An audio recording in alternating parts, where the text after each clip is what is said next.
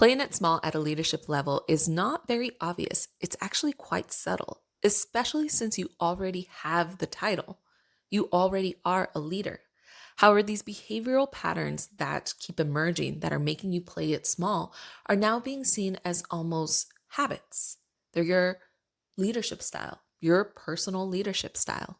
And it can look like being unable to be your authentic self in a meeting, being unable to bring yourself to a meeting, to speak up in meetings. It can look like softening that ask or softening the way you bring up your opinion. It can look like you being unable to share the ideas that you have.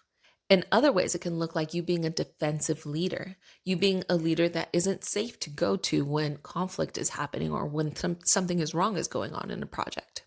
So, all of these behavioral patterns that are showing up and making you play small at a leadership level are deeply embedded in you. They can almost be seen as habits. And so these behavioral patterns that keep showing up that make you play small in a leadership level, sometimes without even you knowing it, is really costing you a lot. It's costing you from showing up as that higher version of yourself, that ideal leader that you see in your mind that you want to be. For me, that looked like, okay, the type of leader that I want to be is bold, is strong, but I also want to be compassionate. I want to lead with empathy. I want to be able to articulate my opinions and defend them when needed, but be open and not defensive from feedback and be able to talk to my team. However, the person that showed up was afraid of conflict. She was afraid of speaking up. Those behavioral patterns really just became habitual. They became my go to. I couldn't stop myself from not wanting to keep the harmony, so I would minimize myself. And that turned into my leadership style. Because a lot of these behavioral patterns came from my early life experiences that had nothing to do with my career, they started or formed themselves way before my career, they could be seen as character traits. But because I refuse to see things as static, I refuse to believe that we can't change certain things about ourselves, certain character traits about ourselves, I like to see them as habits. I like to reframe my perspective so that I see them as habits instead of some static character traits or personality traits. So, today I want to talk about what the most influential leaders, those top leaders, do differently. Not the tactics, but the identity level habits that they relate to in terms of visibility, self worth, how they see opportunity. But first, let's talk about habits. Habits are deeply embedded in our subconscious mind. And how we act, our impulsive reactions, are not so much controlled by our conscious mind, but by our subconscious mind. Our subconscious mind is basically the part of our mental processing that is in charge of the programs that are default, our emotional reactions, the shaping of our thoughts, and our behaviors without you being able to direct them. I mean, think about it. Think about a time where you felt something immediately and you had an immediate reaction. That reaction was instinctive. You weren't able to take a breath and have your conscious mind control that. That was all in your subconscious programming. It was your subconscious that was in control. And it does a lot, but one of its main purposes is to run our automatic programming. Our habits, our emotional reactions, our protective patterns, and our default reactions. And why it matters now as people growing in leadership careers is because our subconscious mind can't differentiate between what is true now and what was true when that behavioral pattern formed during those early life experiences. And so, a belief that was absorbed when you were younger, let's say an 8-year-old believed that their self worth is now tied to their performance. That program is still running now at 38 years old as it was when you were 8 years old. Except now you're an adult with a thriving, successful leadership career. And now that behavioral pattern that formed from that limiting belief is showing up in the boardroom, in your meetings, in your leadership style, where it comes out in forms of behavioral patterns. Like, let's say, let's keep to the example that your self worth is tied to performance, right? How does that come out now that you're in your leadership career? For me, because that is definitely one of mine, it came out as trying to prove myself through overworking, which led to burning out, which led to me being unable to think strategically, to think high level because I was so burnt out because I was overworking and muddled in the details. So, unless that limiting belief, unless that behavioral pattern that is so deeply embedded in your subconscious mind that is now a habit is looked at and worked through and updated, it's going to keep happening. This is why people can know what to do and still not do it for themselves because logic lives in the conscious mind, and that's not what's in control.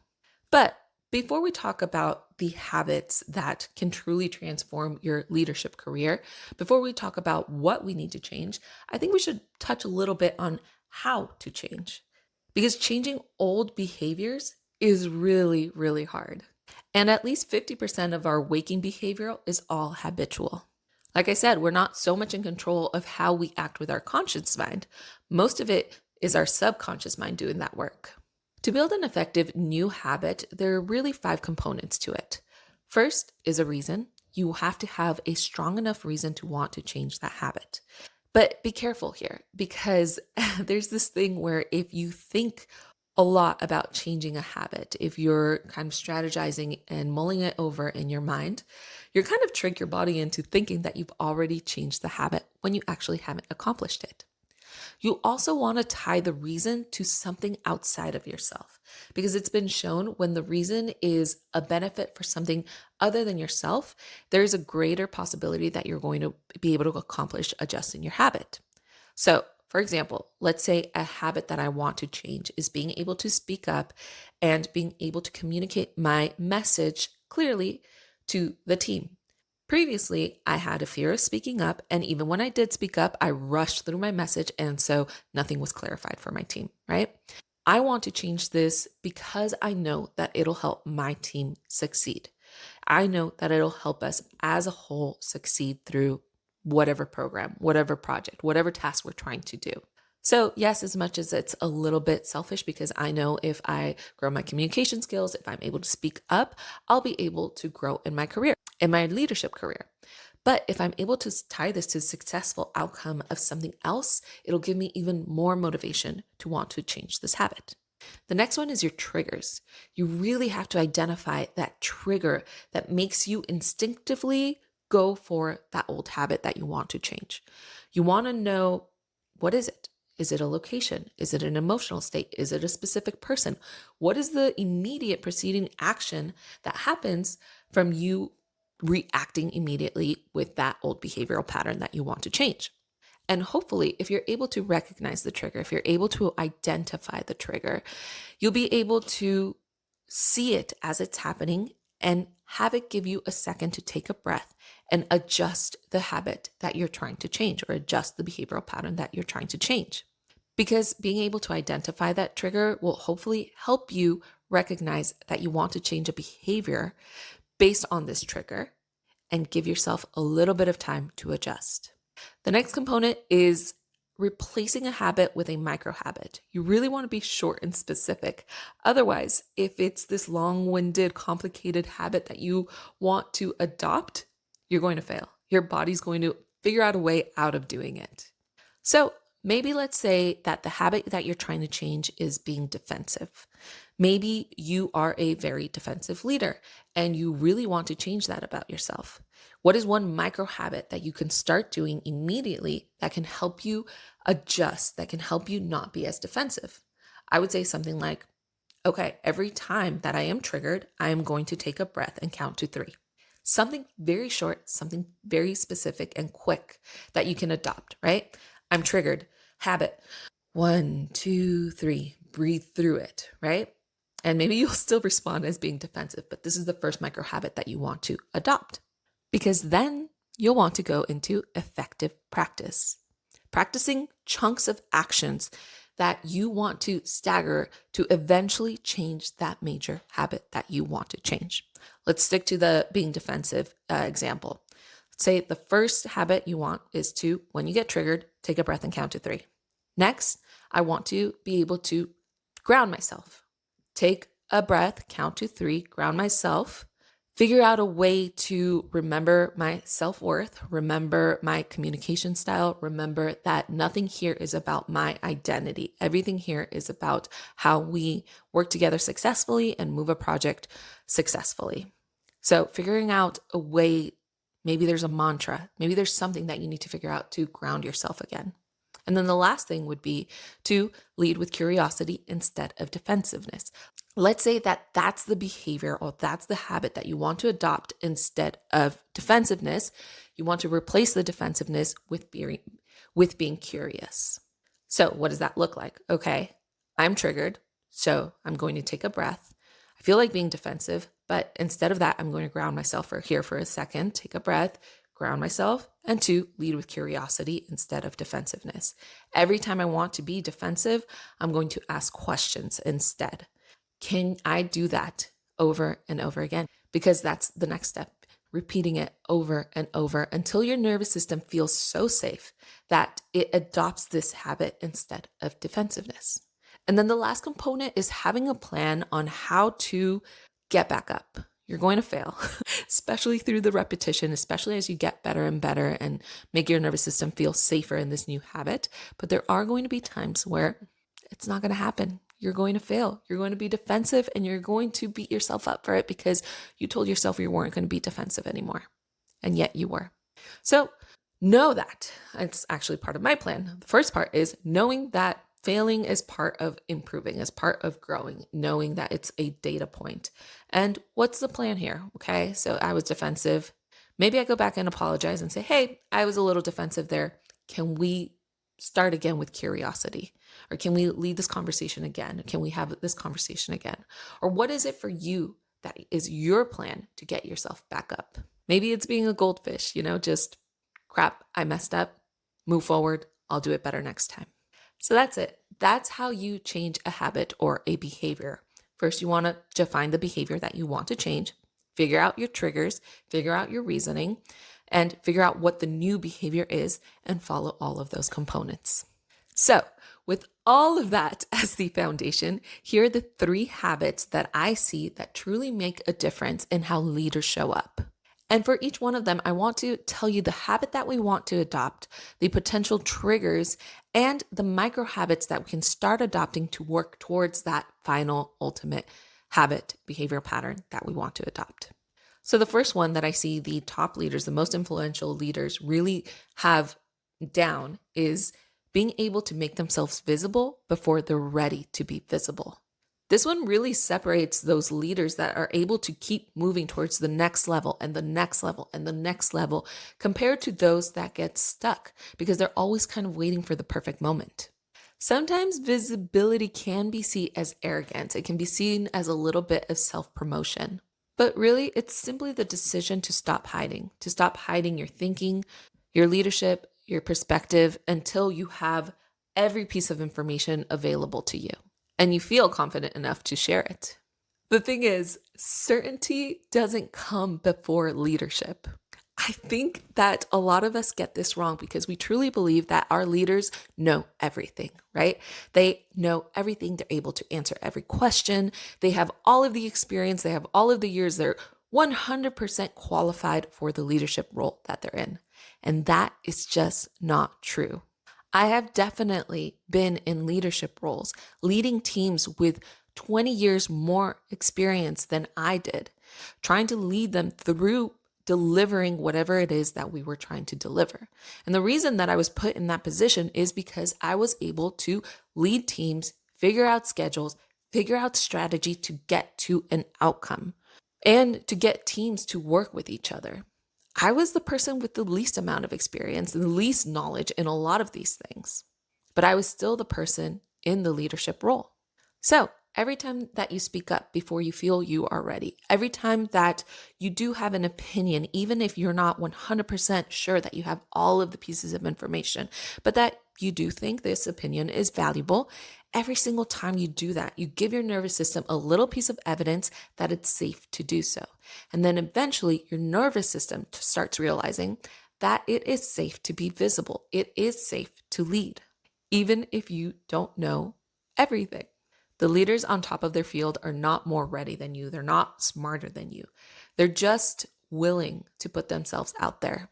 And they stopped waiting to feel ready. So, a trigger that I would watch out for here that shows that you are holding yourself back a little bit, that you are trying to ensure that you're not as visible as you should be, would be the feeling of wanting to wait to provide your opinion, of wanting to wait until you have all the pieces of information before you form an opinion and before you share that opinion, right? Being able to not make decisions because you don't have all the pieces of information. And because you're unable to make those decisions, you're unable to speak up and help the team figure out a direction, even though we still need to move forward. You feel yourself telling yourself it's not the right time. I don't have all the pieces of information that I need to make this decision. I'm going to stay quiet during this meeting. I'm going to say, I'll get back to you. That's your trigger.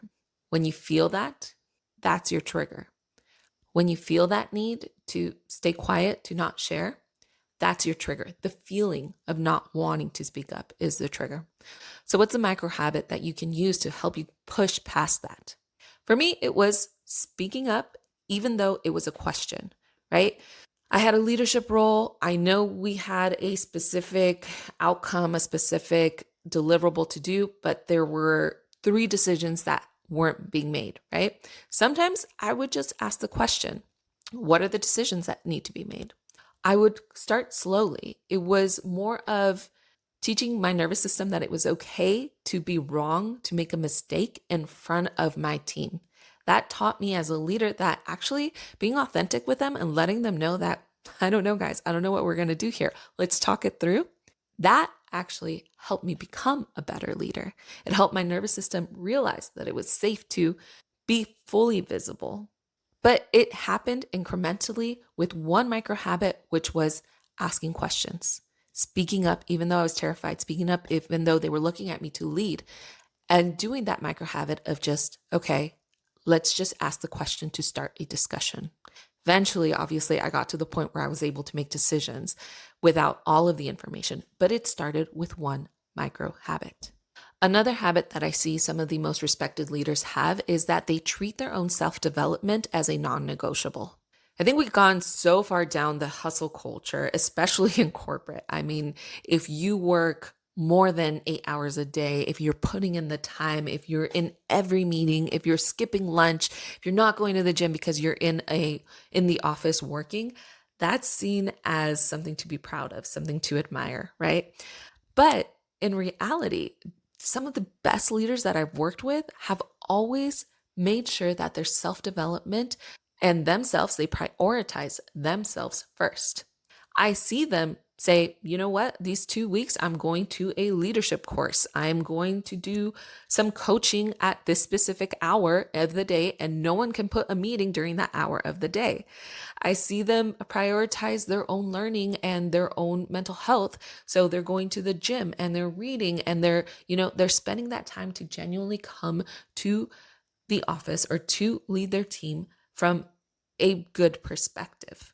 They're not putting in the triple hours in order to lead a team.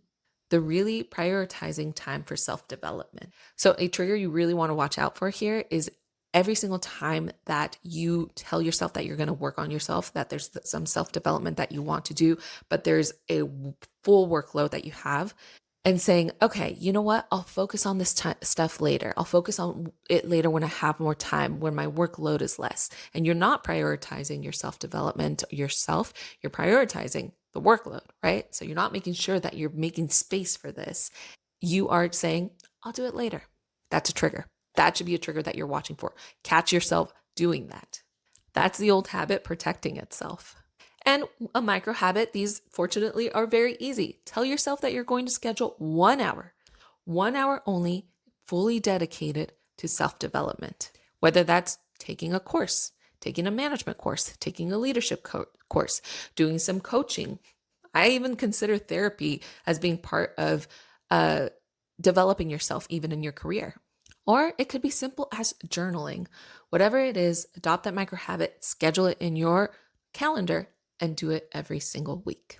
The last habit that I really see some of the best leaders adopt is that they truly run from an abundance perspective rather than a scarcity perspective. And it's weird using those words when it comes to a career in any industry.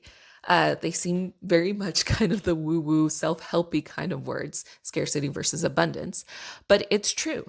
If I really look at it, I notice that the best leaders are looking at opportunities and they are seeing how there will always be an opportunity. And they want their team, their colleagues, everything around them, their whole ecosystem to succeed as a whole. And what that looks like practically is a leader being able to promote, to sponsor, to champion others, to taking promotions, to taking opportunities, even when it means that they might lose them in their own team. Because they know that there is an abundance of talent and putting people in great positions as colleagues is only going to be to the benefit of everyone. It can also look like someone who's able to provide valuable input and allow their team to run with it and take the credit for it. They're a leader who doesn't need to take the credit. They're a leader who doesn't need to prove their worth in a setting. They need to support their team. Giving away your best thinking makes you more valuable, not less. Leaders who operate from a place of abundance make very different decisions. They build their teams differently. And ironically, they tend to accumulate more of everything rather than losing it because they operate from that place of abundance. So, for example, if you're leading from a place of scarcity and you're afraid of losing people to other projects or to other companies, and so you really start hoarding and you're micromanaging and you're really, kind of making people feel guilty and ensuring that they're there to work with you, you're going to lose them. The opposite is when you function from a place of abundance where you're really supporting your team, giving them the best advice that it is for them and as well as for the project. And you let them give them the freedom to go after better opportunities if that's what they want. You'll start realizing that you've become an influential leader, and those are the type of leaders that people want to follow. So your team is going to be stronger because they're going to want to stay. This one's an easy trigger to find. If you feel yourself kind of contracting every time you see someone gain an opportunity that you didn't get, or every time you feel like you need to have a strong hold on your team because you're afraid that they're going to leave, you're afraid that they're going to find better opportunities, that feeling of contraction, that uneasiness that you're feeling, that's your trigger. Watch for it because it means that you're leading from a place of scarcity.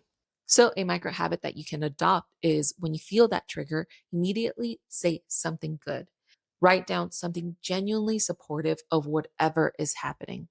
That person got the promotion, the person who got the opportunity over you, the person who's making more than you when you were in their position. Or when it comes to your team, the person who's gaining this opportunity and being able to feel proud for them. So write that really good thing about whatever situation is making you feel like you're coming from a place of scarcity. What you're trying to do here is train your nervous system that their wins is not a threat to you. And do it every single time that you catch yourself feeling that you see that trigger coming up, even if it's just in your head. There's so many of these that I can continue going on and on and on, but let's stop for now. So, the reason that I really wanted to make this video on habits was because sometimes it feels so heavy to think about how we are changing our identity. We're changing our behavioral patterns to become the version of ourselves that we see in our minds, right? The ideal version of ourselves. And being able to adopt the ideal version of you means being able to adopt the habits of the ideal version of you. But the way that I was able to work through it was to be able to kind of minimize that into thinking of them as habits, not as my personality, right? I'm not changing my personality. I'm not changing my identity. I'm changing the habits that formed within me from those early life experiences that I had that continued to come with me throughout my adulthood. That was so much easier to grasp than thinking, God, I got to change my identity. It was so much easier to think, okay, these are the habits that I have. I'm defensive. I have a hard time speaking up. Those are habits. They're not my personality trait. They don't define me. How can I change those habits? And that's why I wanted to make this video. I hope you enjoyed it. I'll see you in the next one. Please subscribe if you haven't yet. Bye, everyone.